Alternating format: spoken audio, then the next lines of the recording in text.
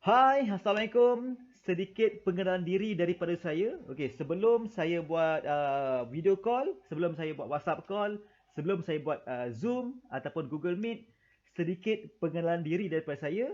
Okey, nama saya Rosli Muhammad Said. Okey, pengalaman saya dalam Dasar Takaful selama lebih daripada 10 tahun. Okey, sebenarnya matlamat kerjaya saya ni adalah untuk membantu semua orang menguruskan risiko peribadi yang kita ada.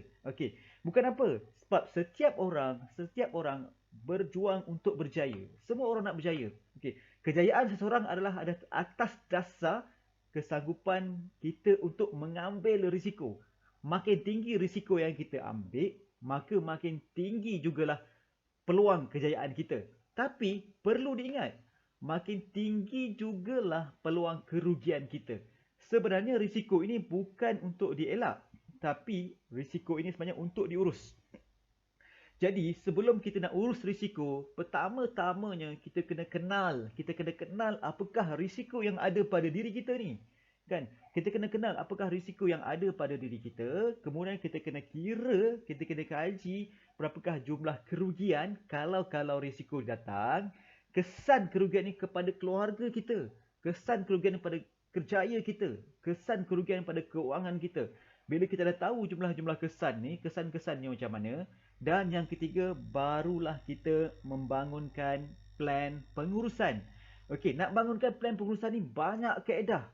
Banyak kaedah. Sama ada kita menggunakan kaedah simpanan, ataupun kaedah kita buat collection dalam konsep derma, ataupun kita buat dalam konsep pinjaman, ataupun yang paling penting kita buat konsep mengurus risiko ni dengan kaedah takaful. Okey, bila kita dah bangunkan plan pengurusan, dan tugas saya sebagai ejen takaful adalah untuk memantau dan menyemak semula plan pengurusan risiko yang kita dah buat. Matlamatnya satu perkara je. Matlamat satu perkara je. Tujuan kami buat ni adalah untuk mengurangkan beban kerugian kepada keluarga kita, kesan pada keluarga kita. Sebab risiko yang ada pada diri kita ni adalah risiko yang pasti. Yang pasti, 5 risiko. Risiko sakit, hilang paya, kemalangan, kematian, hari tua. Semua orang ada risiko ni. Tapi dalam tempoh kita ada risiko ni, kita tak perasan yang mana bakal datang dulu. Dan kita tak perasan apakah impak kerugian pada keluarga. Jadi perlunya kita urus supaya datangnya 5 risiko ni kepada kita, keluarga kita ada tempoh untuk bertenang. Maka tempoh bertenang tu adalah untuk membantu dia untuk reshuffle balik kepada gaya hidup yang lebih baik. Dan pada masa yang sama, kita tidak membebankan orang lain di atas risiko kita. Bersama saya, Rosli Muhammad Said, saya akan menghubungi anda sekiranya anda ada kelapangan ataupun nak tahu lebih lanjut.